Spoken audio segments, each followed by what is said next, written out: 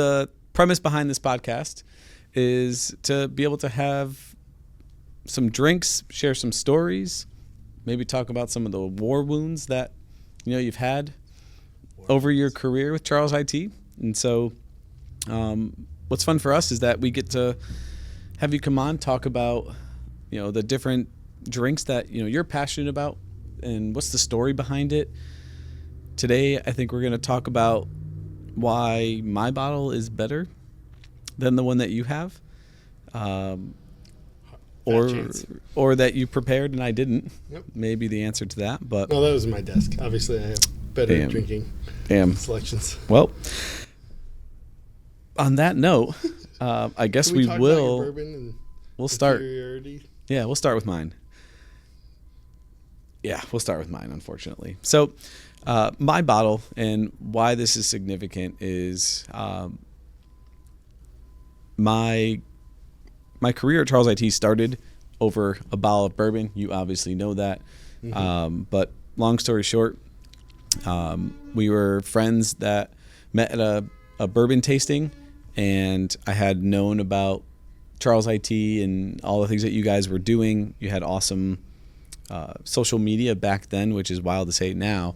But what was cool is you always shouted out the employees, talked about their birthdays and their anniversaries and those things that I thought was really cool. Mm-hmm. And something I was like, man, they really appreciate their team. And so I happened to notice that you had that job posting up for Director of Finance and Operations back then. And, we just got to talking about, you were looking for a CPA with 10 years of experience to join the 17-person company. With your dogs running around the office and I knew where booze. You were going, Sal. You did know where you were going, that's for sure. But for me, it was that was kind of what set everything off. It was the bourbon, the love of having conversations and stories over the drinks and stuff, and that's what led us here. And so I'm super excited to kind of pilot the podcast here with you to talk about some of your experiences and the things that we'll be talking about throughout the series here, and get some of your perspective. It's been a lot of change since I've been a part of the organization for the last 7 years, but your perspective spans almost 2 decades of time running an organization, from starting up in your parents' house while you're in high school to being the closing in on $30 million organization with 150 people. So excited to have you here. I find it cool it's come full circle. So we're going to, the job started with this, and now with a bourbon tasting, and now we get to bring other people onto a podcast and get to talk to them and bourbon brings people together. Well, drinks bring people together. We just happen to like bourbon together. But. Yeah. Yep. I have a funny feeling that bourbon may not be the popular drink of choice for most of the episodes. Got it. I feel like people are going to move to that. So let's have a drink. Let's do it. So the reason mine is I have Elijah Craig. He has Elijah Craig, but mine's 18 years, and I don't think yours is age stated. Mine, unfortunately, is definitely not age stated. What's on mine? Yeah, that'd be awesome. Yeah, I would too. Mm-hmm. I picked Excellent, thank you. I picked Elijah Craig 18 year because I'm a Elijah Craig fan. So for those of you who don't know, Elijah Craig is considered to be the father of bourbon, because he was a preacher and everything, opened a distillery in 1789, and he's the one who supposedly, I don't think it's true, but supposedly took a corn mash and then aged it into a barrel, went from corn liquor to making it bourbon, putting it into a barrel, and that's why they call him the father of bourbon. And the 18 year is delicious. It's a single release for once a year, and it's not unobtainable. You can not regularly, but you can come across it and obtain it, versus some of the other stuff that's almost impossible. So it's a great drink, and it's, compared to my others, it's the lower proof one. So I'm here, this is a good bourbon. This is what I get to try somebody on, because I like high proof bourbon, and he's done that to me. And that blows their doors off. So this is drinkable, enjoyable. So yeah. Cheers. It's awesome. Thanks. Appreciate this. What are we talking about first? Yeah. So for us, again, we're going to kind of run through the series here, and the plan is to have about 10 different episodes, and each of them are going to have a different premise and different, guests to come on and talk with us about them. But the first one is really going to be about like talking about, values and the vibe of them and setting the tone for, company culture. And so obviously Charles IT, we have a pretty, I would say, well-known culture, especially in our industry. And that obviously came from somewhere. And so you being the founder and visionary for Charles IT, where are you coming up with these things? I just like to go to work and love what I do every day. So for me, I business ran me in the beginning. First couple of years, I did anything for $1. I was running point of sale systems for all over New England. I was doing home user repair. We were doing websites. We were anything and everything. And I woke up one day and I was like, I don't even like point of sale. Why am I doing this? So like, I at that point decided like I got to get focused and be able to drive somewhere and enjoy what I'm doing every day. So I just want to come in. We spend most of our waking lives in the office working with coworkers. So you have to enjoy what you're doing, the environment that you're in, whether it's how cool the office is or cool perks, or like it's not just about grinding out next to each other, which does form bonds, but it's about having fun together and having fun every day. Plus I'm a little crazy, so I like to do just different things. If I think it's fun or if I want a perk, everybody gets it. That's how dry cleaning came about. I hate doing laundry. IT guys are stereotypically like crinkly. So I was like, I want to do dry cleaning. And if I got the perk, everybody got the perk. Same with corporate concierge. I needed tasks done in the middle of the day. I was going to have like a personal assistant or something do it. So we had that. And now everybody got that perk when I get it. So if I wanted something, I think I have that need. Everybody else should have that need. So it just naturally kind of came about that way. Yeah, and that's really cool. And I think it's funny because all those things sound super manageable when, the business was a lot smaller, right? 20 people, like, yeah, it's extra expense, and expenses were definitely tighter, when you were with 20 people. But, now you scaling those perks and continuing to provide those things at the size that we're at now, it's definitely a different beast. Yeah, it's not about. Everybody relates it to dollars and doesn't have to be expensive. Like some of my favorite outings and things we did was renting an entire movie theater, and like I remember it was like $1,000 or something, and we got a boat ton of seats, open concession stand, and I was like, it was for all the Star Wars releases that we did it for, and like it was the day before release, and people got to bring anybody they like, their friends, their family, or anything like that. But that had the biggest impact, and it's probably one of the like bang for the buck, like dollar per person, probably one of the least expensive things we ever had to do. Dry cleaning is the same kind of thing. These things scale. It's funny, as we get bigger, they become more manageable because you have scale, you have like weight with somebody. Like our dry cleaning vendor is like, I bet we're their biggest client. So like you have some leverage and things there. Yep. But like people focus too much on that. All of our outings and things like that comes off of credit card points. Like it's things like that you don't have to overcomplicate it or do anything. And like we had interns that we were trying to use, and that's where the corporate concierge thing came from. Like you figure it out. It doesn't have to be crazy. So you're talking about like not overcomplicating things, and I think that's something that in our next episode we're going to talk a lot about. And everyone thinks that you have to go above and beyond for client satisfaction. And for us, the next episode is the NPS factor and cracking the code to client satisfaction.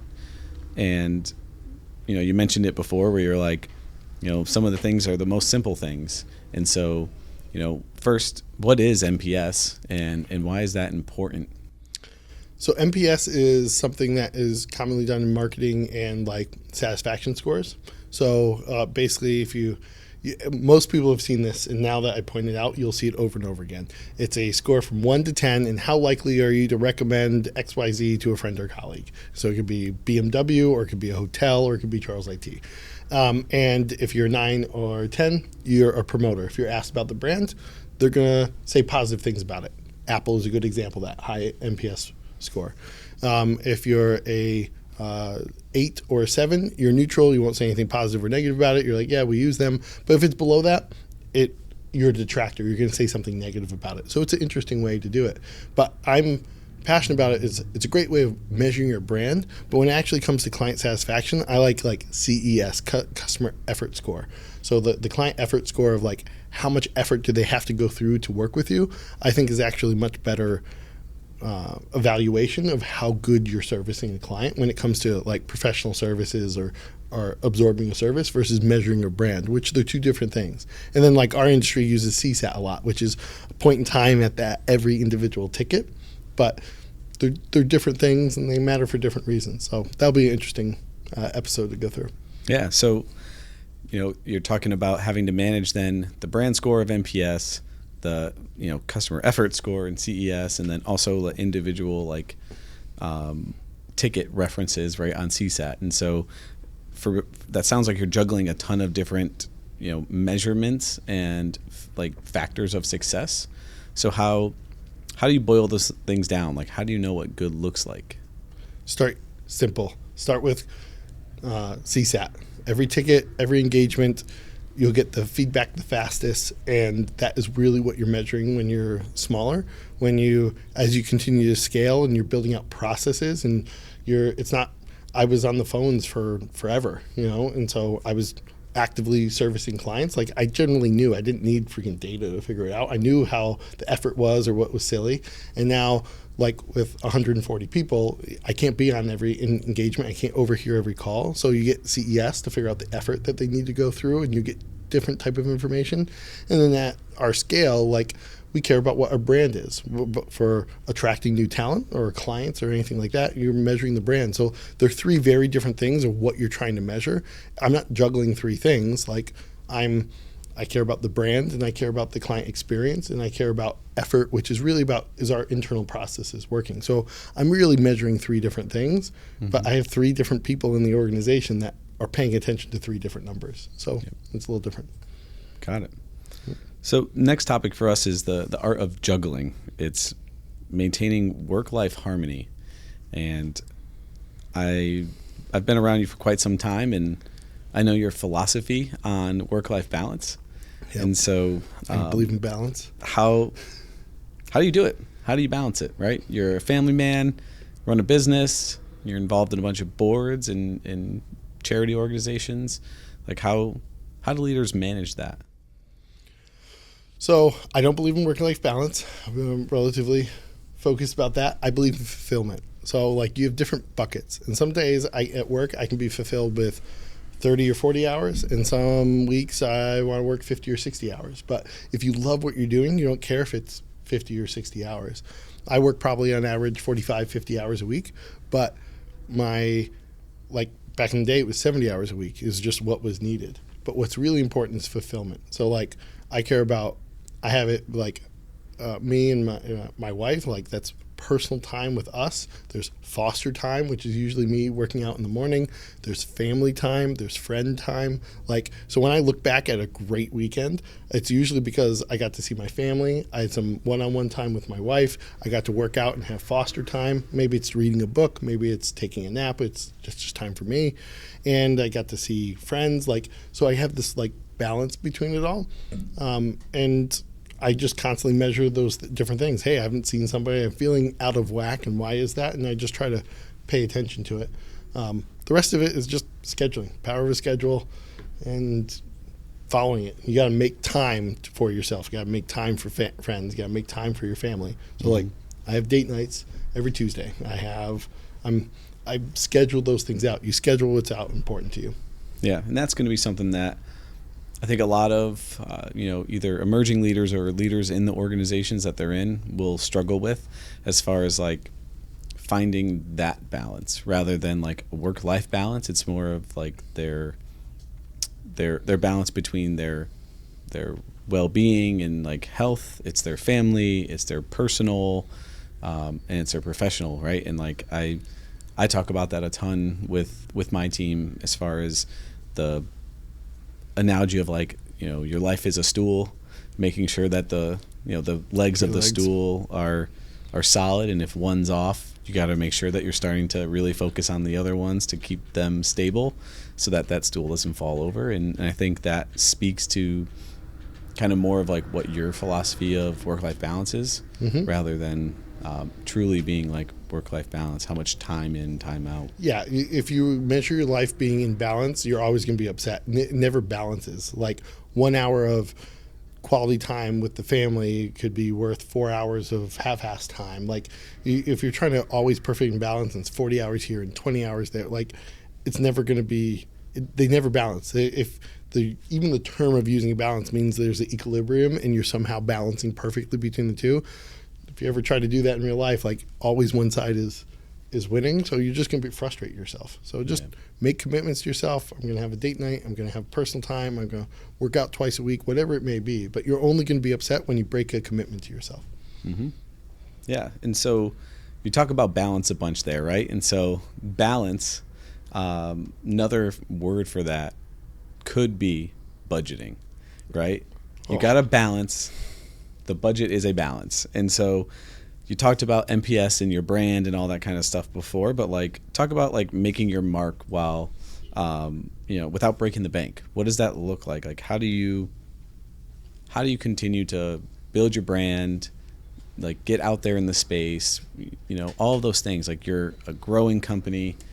You don't have an infinite budget for sales and marketing. Like what are some of the things that you do to, really try to ramp those things up without ramping up the dollars? I don't know. For me,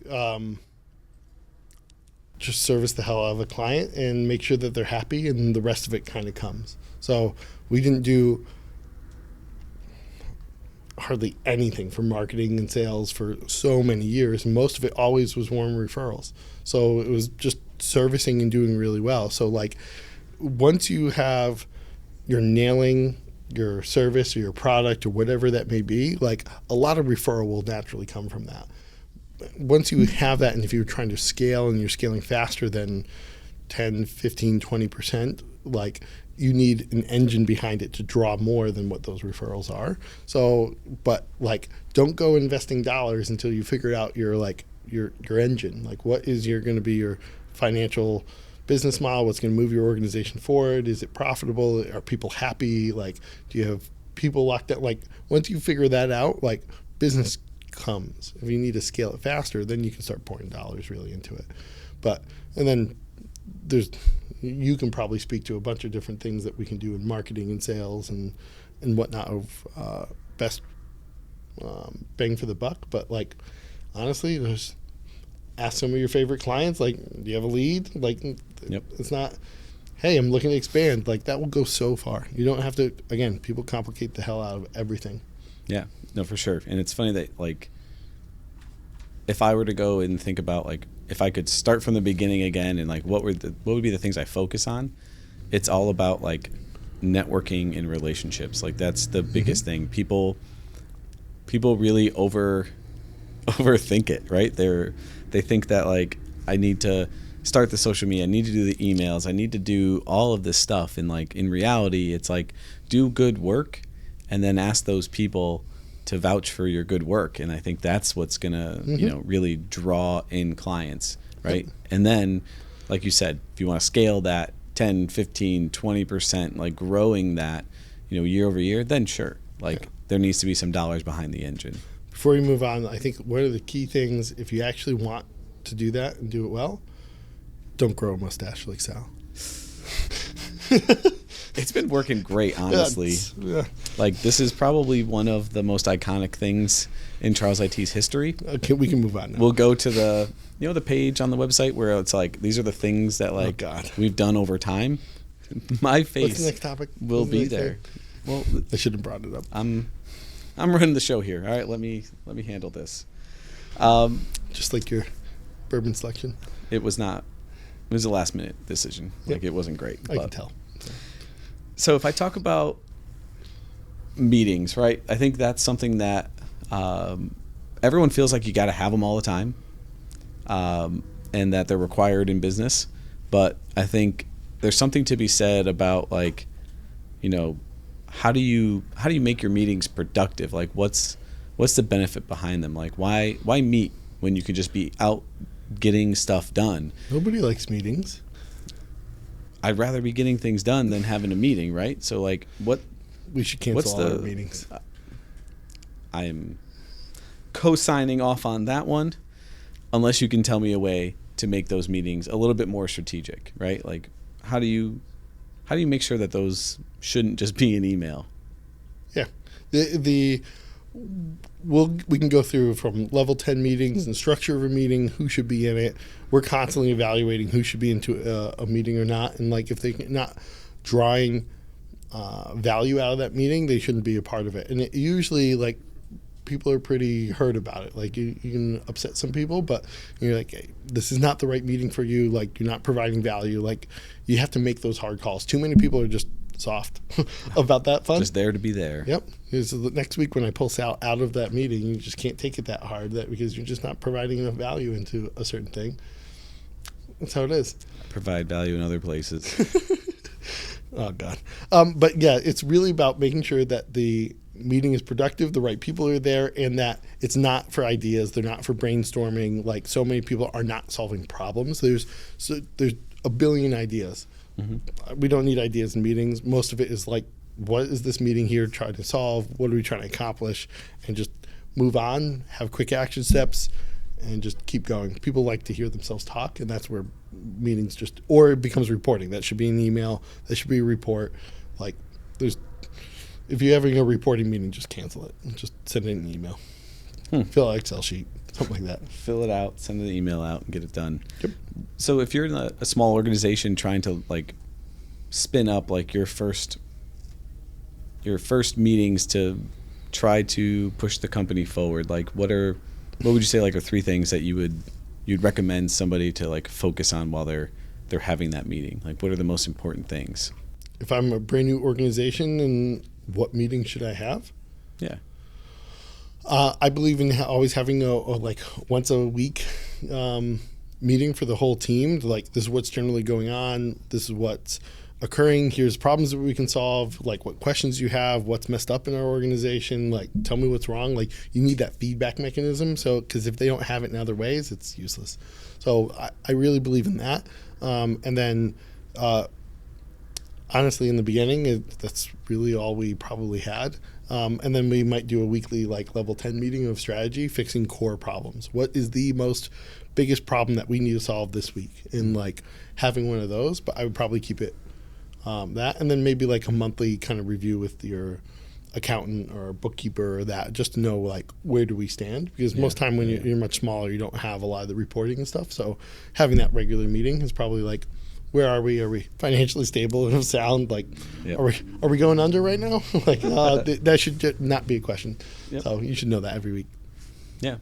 So I think about some of, like, our strategy meetings and some of the things that we talk about in those meetings, and I feel like one of them that's come up a million times is what leads into our next episode, which is untethered, building bold remote policies.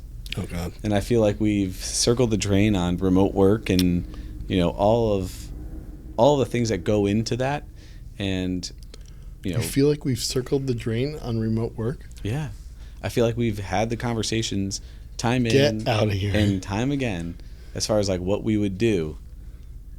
And then I've chosen not to. Yeah. No, I don't believe in remote work. Like, it's not that I don't believe in remote work. I believe in having, doing one or the other. So I think in and out is the hardest thing to balancing. Like, I'm working remote and I'm trying to have a culture in the office. Like, I think it's weird. I think you should have full remote work and really lean into that and figure out that culture and that style and adapt for it, or you should be fully in the office. So I try to, like, make that function, but I'm pretty vocal about not being a fan of work from home and remote work. Mm-hmm. But we've been pretty that why I was like, I don't think we circled the drain. We've been pretty steadfast about it. We do have to explain it a lot, even though everybody accepts the position saying, hey, we're working in the office, this is coming to the office, that, and all of a sudden we're like, we want more work from remote, or why can't we work remote 2 or 3 days a week? I'm like, it's not. It's funny how that changes, huh? Not my jam. Nope. Yeah. I feel like it's it's been a constant conversation of things that people are looking for, and the interesting part is that it's changed so much, and I think the benefit that we've seen is that by remaining steadfast on not having like a hybrid type schedule or any type of like remote work, that we had to deal with the pain of that early on. But what's nice is over the past couple of years, where we're starting to see all of it roll back, we're not dealing with the pain that people are dealing with now. And I think, getting through that in the forefront was something that was, short-term pain for long-term gain. Exactly. Yeah, you got it. So, yeah, interesting we'll have to have somebody that is passionate about about remote work bring to me come in on for the other. that one. That'll be. It's not no one way is wrong. It's just the culture and organization. We built the service model. We built everything. That's my way of doing it. And you can do it the other way. It's just different. Neither one's wrong. It's just I've selected a different model, and hopefully people are following it to our model. So, yeah, there's a lot of organizations out there that are starting to pull back into the office, and even some of the larger like national organizations and that kind of stuff. So it's interesting to see the change back, which I believe also leads into this next one, because the next one is transitions. It's good, right? Like it's resolving workplace conflict. Like, bam, we just talked about a conflict of remote work or not, but this one is about resolving that workplace conflict. We're calling it from discord to dialogue, and so our organization, I would say, we probably are one of the most aggressive when it comes to like candor and delivering feedback. And so, how, maybe not how, where did you get like the philosophy to have people just say what they're feeling and, have that like fearless mentality to be able to deliver feedback, and whether it's to their peers, to their managers and all of that? We're an IT company. I'm a stereotypical IT guy. I am not good at like beating around the bush or I'm direct. Like I'm not good at beating around the bush or being sly about anything. So I just tell it how it is. This is what it's like. This is what it's. Being radically candor and transparent with people builds trust. That's what people want. And it's funny, like even if you pull our office right now, as much as like I'm open on absolutely anything and everything, the simple rule is like I will tell you anything you want to hear as long as it doesn't invade somebody else's privacy. So or reveal the epic outing location. That is true. So like as long as it doesn't invade one of those two rules, like I'm open to talk about anything, but even still I bet people don't trust it because it's just so different and people are used to things being hidden, and sometimes like they're expecting us to have every single answer, and I'm like, this is what I know, this is where I am, this is what's going on, so I'm just radically transparent. It can get me into plenty of trouble, but it is what it is. So I think what most people are afraid to trust people, and you got to be able to share them. Like, this is what the situation is. Like with COVID, I was like, here's what I'm a planner, and two, I was like, this is what's going on. This is how we would shut down. This is when nobody's jobs are at risk. This is why. These are the metrics that we're looking at. Like, I just laid it out for everybody, and people are adults. They're big boys. Like, they understand, or gals, but they understand what is going on. And like, as soon as you try to hide something, people know something's fishy. But it's also funny, like, the problem I got to deal with is like, I'm like, this is what it is, and people are like, think I'm holding something back, not telling them all the times in like reviews, and they're like, you're thinking about doing something else, or you have some other plan. I'm like, it's not that magical. There's no magic to that. This is where we're going. This is what we know. We don't have clarity that far out. Everybody's like, where do you want to be in 5 years? I'm like, I don't freaking know. I know clearly 1 year, semi-okay, 2 years, 3 years where I want to be, but like what that looks like, who knows? I don't know. Yep. So how does that like allow for confidence? Like if I'm like, I don't know where we're going in the next 5 years, and we're like, I'll flip that to you. Like, you're a perfect example. Most of my leadership team knows. Oh boy. Doesn't know. I'm gonna need a drink for this one. You don't know where you're going. So like somebody asked me what was going on, and like they're like, well, what's my next position? Where's next? What's this department going to look like? What's this? I'm like, I don't freaking know. We need some step down. Yeah. And I was like, I don't freaking know. I was like, but what do you think Sal or anybody else on the strategy team knows? Like they didn't know what job they were going to have 1 year ago or where they're going to be in 2 years from now or where we're going to be that. Like some of it is blind trust and some of it is just knowing that it's not all perfectly, life doesn't go to plan. Anything you plan freaking falls apart. Like, so this is generally the idea. This is where we're going. But I used it like to you, like, what's your role going to be in 3 years, Sal? Mustache list. I don't know if it will be, but that's fair. Like, it's definitely been something that is a change and something to adapt for, not knowing exactly like what the plan is and where you're going. But organizations are like messed up about that. They were like, they think they need to have a perfect plan, and if it doesn't go to plan, they have to somehow stay to it. And like, that's not real life. Like, crap happens all the time. Like, you have a plan, you go towards that, but like, you got to be able to adapt. Yep. Yeah. I think at the end of the day, like, the transparency is what makes the most sense, right? Because whether or not the plan works or the plan doesn't work, it's about being transparent in the process. Mm-hmm. And I think that's where you get the buy-in and you know, the feeling that the team trusts like where you're going. So, yeah. So I just fell into that, luckily, because I wasn't good at beating around the bush. I'm not very sly. I'm like anti-social IT guy. So like I just told you how it was and kind of developed into the right culture for that. I was lucky.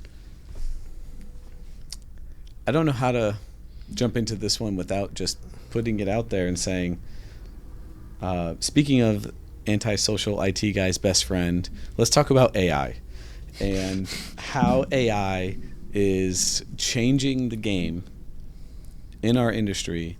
Some say back to like when like the internet first came out, right? So how should organizations be, you know, utilizing AI or leveraging AI, or even should they be using it at all? Like how should people be looking at that? Because we're going to talk about that in our tech takeover episode, but it'll be interesting to see who we have on for that one to specifically go into the AI fun. AI, I commonly and lovingly refer to like people using maps versus GPS. Like back in the day, you bought a map, you had a plan for it, you wasted a boatload of your time like mapping it out and maybe buying 2 maps and like connecting the dots and like figuring all that stuff out. Now I don't even get across the town without using GPS, and like I blindly go to it. Technically, my car drives me there. It's a flex. Yep. It's a flex. Well, but like that is like AI. Like it's just removing the mind-numbing part of your jobs and the organization. So like you can just use a better use of your time. Like I don't think anybody loved highlighting and figuring out what highway they're going to go on. Like I don't think about that anymore. I'm using that time better.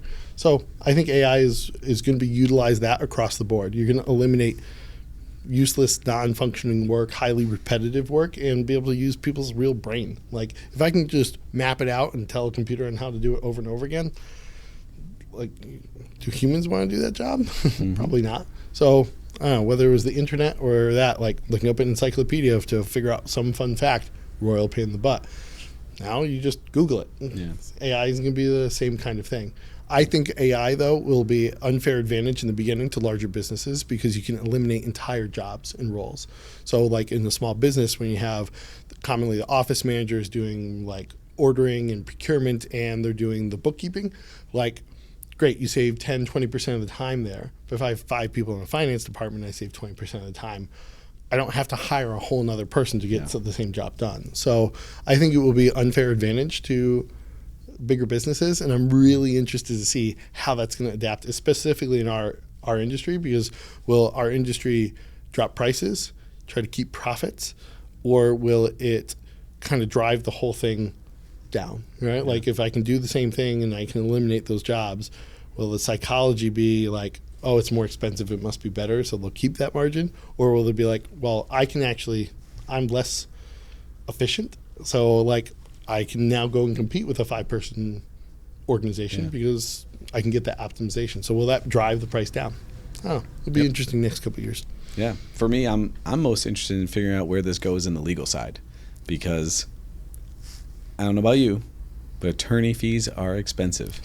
And I remember doing we had a podcast with one of our partners, Kane, from Aton Law, and he mentioned like how he's like, I kind of like this right now. He's like, because he goes, yes, I don't get to bill out hours for, some of the silly questions and things that I get, like what is this document? What do I have to do with it? Like, please, like, write me a basic, response letter or something like that. And I'm interested to see like where that goes, because now it's really using the attorneys for like the high level things that people need them for, and they can just quickly jump into ChatGPT and get an answer on the document that they're looking at. So it'll be interesting to see where that goes. Where I don't know where AI can help is in the turnover troubles, which is our next episode. And that one is talking about like the cost of losing talent. And I think about that now, and I'm like, when I joined, I was employee 17, like physical body at Charles IT, I was probably employee like 35, 40, something like that, in the time that Charles IT was in existence, right, from 2006 to 2017. And now, we're up to 150 employees, and like, you think about industry averages for turnover, you're looking at somewhere around 25% turnover. That's a lot of people. Like, that's a lot of turnover. So, how do you handle that in an organization that is rapidly expanding, changing things all the time, so that there's not that constant like my job is exactly the same every day kind of mentality, and you have to adapt to processes and changes. Like, what are some of the things that organizations need to consider to reduce burnout and retain their top talent? It's easy. Don't lose people. Done. All right. Next. We're all set here. Close this thing out. No, like for me, the whole point to like reducing turnover, people are messing it up. Like if you're looking at it and like, I have to reduce this, you're probably pretty far gone. So it's really about keeping talent, making sure people are happy, right? We're just what we started, like the culture and enjoying the place that you work every day goes a really far, a long way. So there's so many people that have stayed at super shitty jobs because they just wanted to be with the people, or they had these one-on-one relationships. And like, that's what some of our outings are about, like establishing those relationships. Like, great, it's not a super shitty job. Plus you enjoy what you're doing every day. You have these fun, different experience, right? Like, so it's really about the balance. So all the things I look for, like what is stereotypically crappy about whatever industry that you're in. So IT guys, they're always on call. They work 60 hours a week. Crinkly.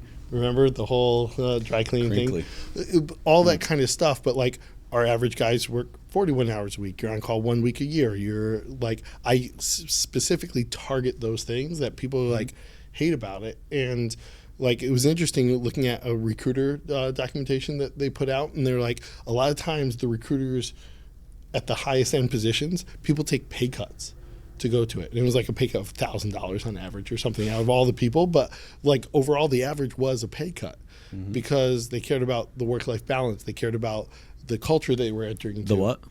Work-life balance. Never heard of it before. What is that? So like they wanted all that.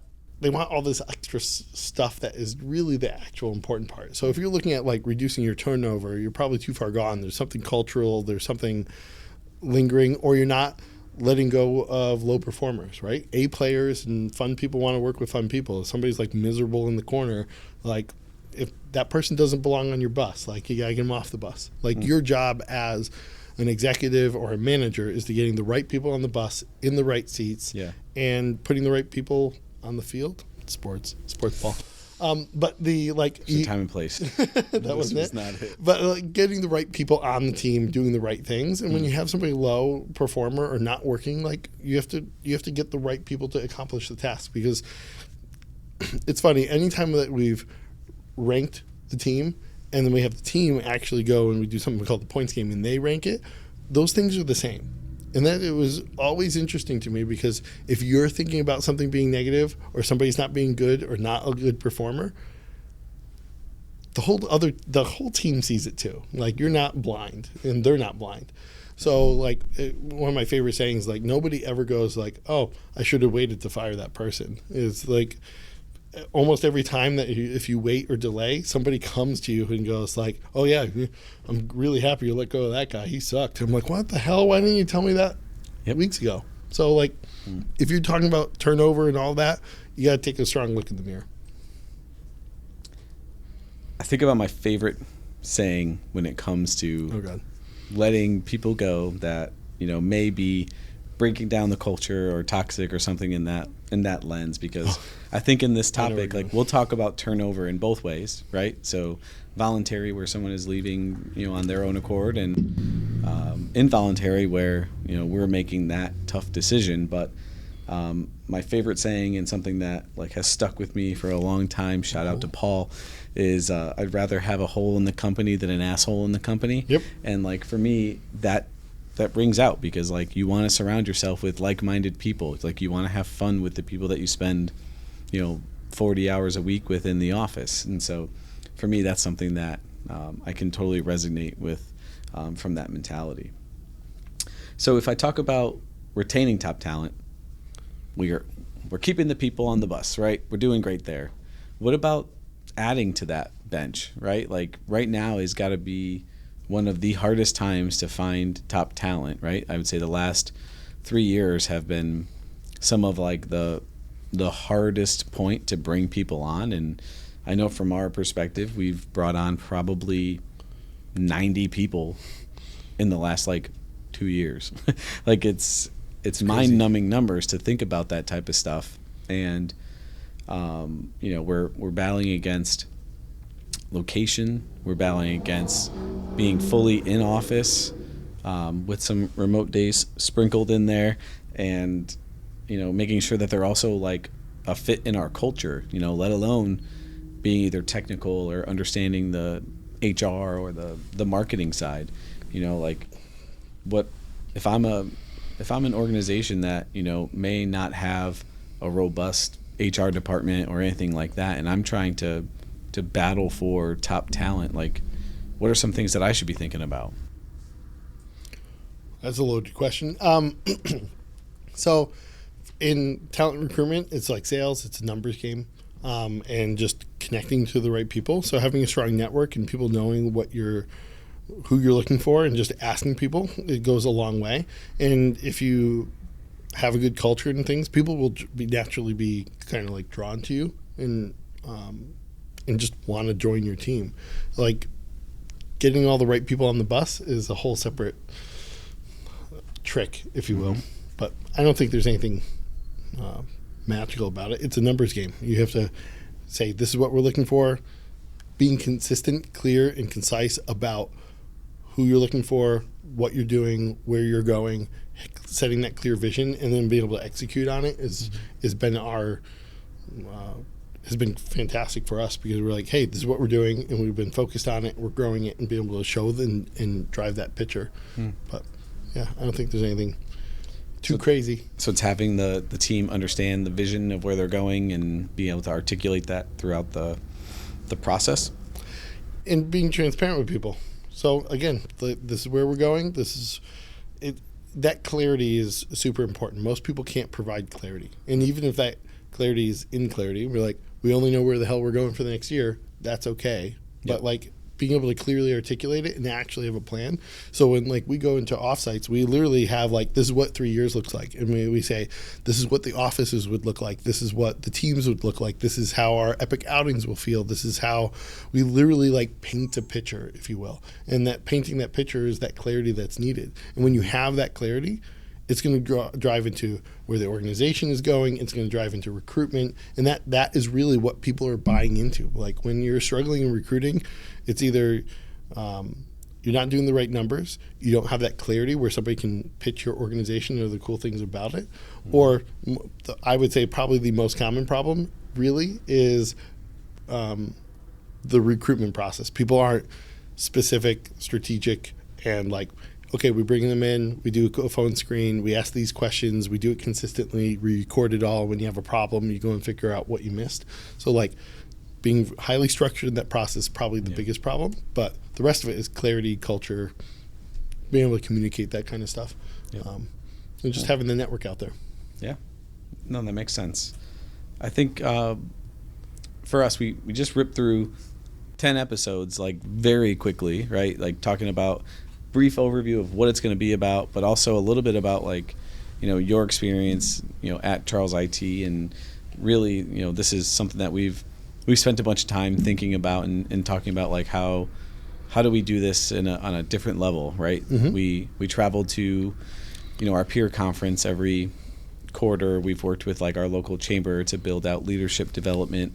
We have our own internal fund that we're doing too, and this conversation was definitely one that we drove over some drinks to talk about, like, hey, what would this look like, if we started, some type of show to like get people involved and like understand, maybe even just document what our strategies are, what are some of the things that we're doing or we're thinking, because what I can tell you is like we definitely aren't perfect, and we definitely have not avoided all the potholes along the way, but I think for me, this is exciting to be able to have the opportunity to share those things, talk about some of our stories, talk with other leaders in the Connecticut area that we can just get their perspective, because I think everybody's going to be a little bit different, as far as like how they got there, what the strategies are, and maybe you could take a little something away from each episode. Mm-hmm. So I appreciate you jumping on for the first episode here, where we kind of lay it all out there and talk about what the fun is. But curious to see if you have any closing thoughts or things that you think might be pertinent to anybody who might be tuning in to see what we're talking about. No, I'm super excited for it because I'm a big person of peer groups. I've always had an executive coach. I've always had somebody kind of mentoring me and helping me and guiding me through. So I think this is going to be great to be able to guide people through and avoid the potholes, to get to what's next, and to like, some people just need to be driven to those answers. So like my peer groups, my executive coaches are like, hey, don't do that. That would be dumb. Like, and like, that's what we can hopefully do, or people can hopefully get some inspiration from what it is and just learn from our mistakes. Like, I am a big person about giving back, and I found out a long time ago, I can give away, here's my secret sauce, here's the process, here's everything you can do, this is how we do it, here's the whole menu. Like, we have heavily documented, I hand out SOPs, but people just can't execute on a lot of things. So I'm hoping that people can take these little nuggets and be able to fix some part of their business that's ailing, or some part of their life, or whether it's work-life balance or dealing with stress, or it's working through being more clear and transparent with your organization. Like, hey, if you can avoid 1 or 2 potholes, it's worth every minute. Yeah.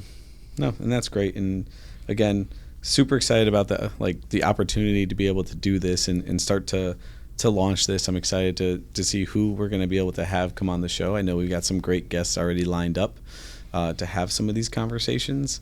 But part of it is going to be having these drinks, talking about why the bottle of bourbon I brought was better than the one that you had.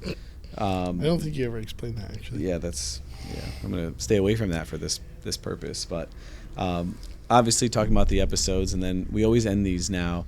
Our goal is with something fun, like something that is challenging, and in this particular case is going to be rewarding for me to be able to watch. And so something that I think we could level the playing field for everybody, regardless of the company size, the culture. The only hope is that they have some level of technology where they have typed on a keyboard before, and we're going to do a typing test. And every show, we're going to show a leaderboard at the end. This can be embarrassing. To be able to see who is the best typer on the team while we continue to go through these episodes. This isn't fair. This is not my keyboard. This is not like this Listen, little a great thing. typer can type on any keyboard. It does not matter. This is going to be real bad. This is 30 seconds. So it's a 30-second typing test. We're on moderate there. Yep. Right in the middle. This is going to be real bad. Let's see what you I got. don't think anybody knows, but I'm actually a terrible typer. I can't spell. I'm not a bad typist. All right, let's go for this. All right. What? The first word's Bangladesh. It's already going. No, it's not. As soon as I type, it starts with the first word is God. Bangladesh, and I can't spell that. This is going to be terrible. All right. Yeah, it's Here going to goes be rough start All right. here. We'll get the play-by-play going on here.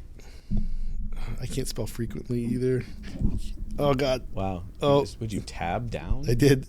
Can we? Oh, my Lord. It won't even work. I have to restart. I swear. This is actually the best thing that could have happened on this episode is to watch him get like a 2. What'd you get? No, like I have to retake it. It No, literally there's gotta be a won't. score. It really won't. What'd you do? Why does the screen look like that? It is. It's broken. This is a really bad look for an IT company. It's broken. It's not working. It is. Let's do definitely this. frozen. 30 seconds. Why is it on medium like test? this weird full screen? I don't know. Who types like this?